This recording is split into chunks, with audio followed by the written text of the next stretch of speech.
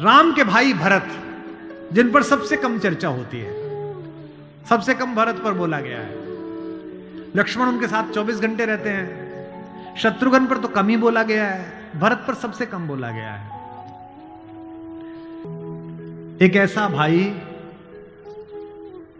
सरस्वती ने देवताओं के कहने पर मंथरा की बुद्धि फेर दी। सरस्वती ने देवताओं के कहने पर कैकेयी की बुद्धि फेर दी। लेकिन जब भरत ने कहा कि मैं भैया को वापस लेने जा रहा हूं, तो देवताओं में खलबली मच गई। बोले यार अभी तो गया है ये, और इसको लेने ही चल दिया, और राम भावुक भी है, इसके प्रेम में वापस ना आ जाएं। तो देवताओं ने सरस्वती को कहा कि तुम जरा बात कर दो। तो क्या कहती है सरस्वती? देवताओं से कहती है कि 1000 आंखें होने के बाद भी जिसको सुमेरु ना दिखता हो, तुम मूर्ख हो क्या? मोसो कहत भरत मति फेरी, मुझसे कहते हो भरत की मति फेर दूं? दुनिया में किसी की भी बुद्धि भ्रष्ट कर सकती हूं, भरत की बुद्धि भ्रष्ट नहीं होती मेरे करने से।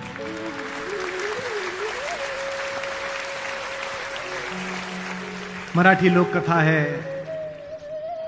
दक्षिण की राम कथाओं में है कि भरत जब भैया को ढूंढते हुए निकले तो पूरे खानदान को लेकर निकले।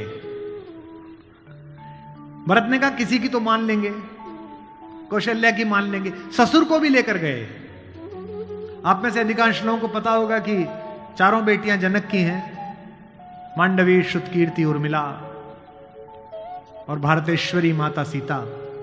ससुर साहब को भी लेके गए, सास को भी लेके गए, गुरु वशिष्ठ को भी लेके गए कि किसी की तो मान लेंगे। जब पहली रात भरत वहीं रुके जहां राम रुके थे, भरद्वाज के आश्रम में। सुबह चलते समय भरत संकोच में थे, तो भरद्वाज ने कहा कि राजन, क्योंकि राजा हो चुके थे, आपके चेहरे पर संकोच है। तो भरत ने डरते हुए कहा कि महर्षि मैं डरा हुआ हूं, मेरी मां ने इतनी बदतमीजी की बात कर दी, मैं बाहर था। भरत को नहीं बताया गया था कि पिता दिवंगत हो गए, पता है आपको ये बात नहीं? भरत को संदेश भेजा गया था तो उसमें यह नहीं कहा गया था कि पिता एक्सपायर कर गए, यह कहा गया था कोई इमरजेंसी है, घर आओ।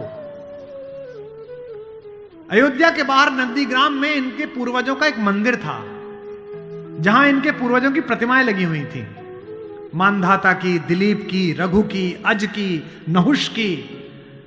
वहां भरत रास्ते में रुके अपनी सेना के साथ पूजन करने के लिए कि पूर्वजों का पूजन कर लूं, पुरखों का। पुरोहित ने हाथ में थाली दी, तो पहले इसका पूजन प्रथु, जो सबसे पहले जिनके कारण ये पृथ्वी कहलाती है, इनके घर के, फिर मानधाता का, फिर राजा बलि का जिन्होंने अपना मांस दे दिया था, रंतिदेव का। पूजन करते करते अज, रघु, दिलीप तक आए, और जैसे ही उन्होंने अगली मूर्ति देखी तो देखी पिताजी की मूर्ति। तेज तो थे ही, उन्होंने पुरोहित की तरफ देखा कि ये क्या? पुरोहित की आंख में आंसू, उसने कहा कि महाराज नहीं रहे, और भरत के हाथ से थाली छूट गई। भरत ने कहा मुझे किसी ने बताया क्यों नहीं कि पिताजी दिवंगत हो गए, क्या हुआ था? बोले राम को वनवास मिल गया। भैया को वनवास क्यों मिल गया? आपकी मां ने मांग लिया। भरत घोड़ा दौड़ाते हुए अयोध्या तक पहुंचे, रोते हुए। सोच के देखिए, भरत जैसा भाई, भ्रातृत्व में राम किसी का उदाहरण नहीं देते, लक्ष्मण का भी नहीं देते। जब हनुमान को गले लगाते हैं तो ये नहीं कहते कि तुम लक्ष्मण जैसे भैया हो मेरे, तुम मोहि प्रिय ही भरत संभाई। देना हुआ है जब कोई प्यारा उदाहरण, हमने दिया है सिर्फ तुम्हारा उदाहरण।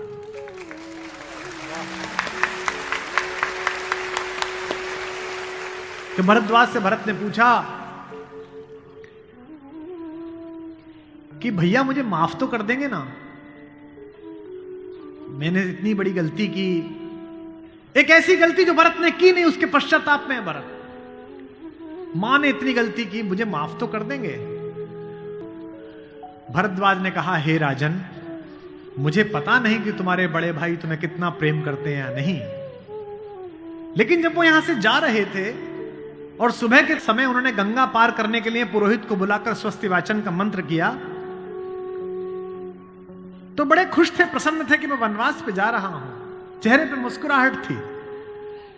लेकिन पुरोहित ने हाथ में जल दिया और जैसे ही पुरोहित के मंत्रों के बीच में निकला कि जम्बू द्वीपे भरत खंडे, और जैसे ही भरत सुना, राम के हाथ से जल गिर गया और वो जमीन पर गिर पड़े और हाय भरत चिल्लाने लगे। इतना प्रेम तुम्हें राम करते हैं।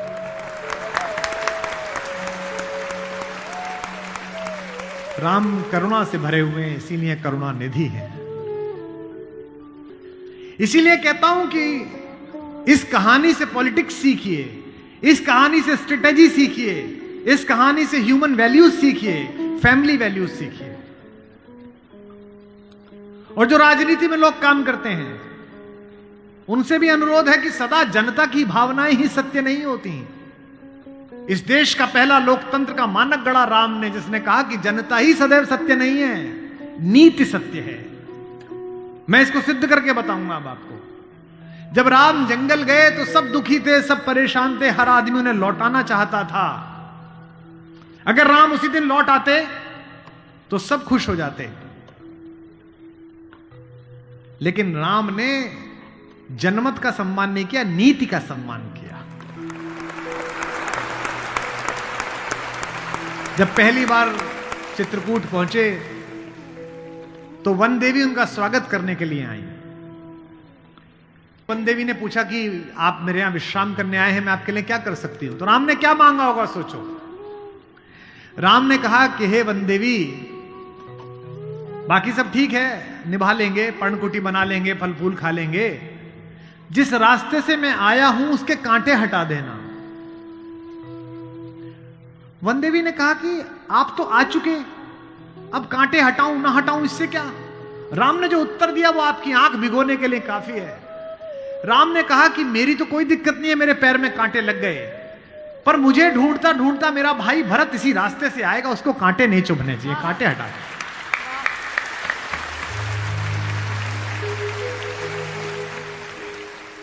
तो वन देवी को जिज्ञासा हुई। वन देवी ने कहा कि यथाज्ञा पयति महाराज, हे महाराज आपने जो आज्ञा दी मैं कर दूंगी। एक छोटी सी मेरी जिज्ञासा है, क्या अयोध्या का राजा, अयोध्या की चतुरंगिणी सेनाओं का सेनापति, दशरथ का पुत्र, राम का छोटा भाई भरत इतना नाजुक है कि रास्ते में चलेगा तो उसके कांटे चुभ जाएंगे? राम ने कहा नहीं, वो तो वज्र के समान है, उसकी छाती से टूटकर तो इंद्र का वज्र टूट जाता है, ये कांटे उसे परेशान नहीं करेंगे। वन देवी ने कहा फिर क्यों हटा दूं? बोले परेशानी यह है कि जब उस रास्ते पर आएगा अगर एक कांटा भी चुभा तो उसका दिल यह सोचकर टूट जाएगा कि मेरे कारण मेरे भैया को इन कांटों को झेलना पड़ा है।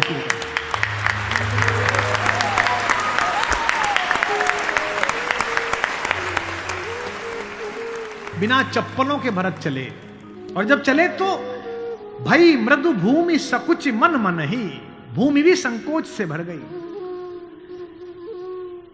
कोमल चरण चलत बिनु पनहि, कोमल चरण चलत बिनु पनहि, भई मृदु भूमि सुकुचि मन मनि।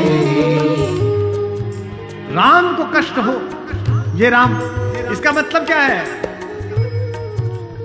इसका मतलब ये है कि भगवान स्वयं कष्ट सह सकते हैं, पर जो उन्हें प्रेम करता है वो कष्ट सहे, ये उन्हें स्वीकार नहीं है।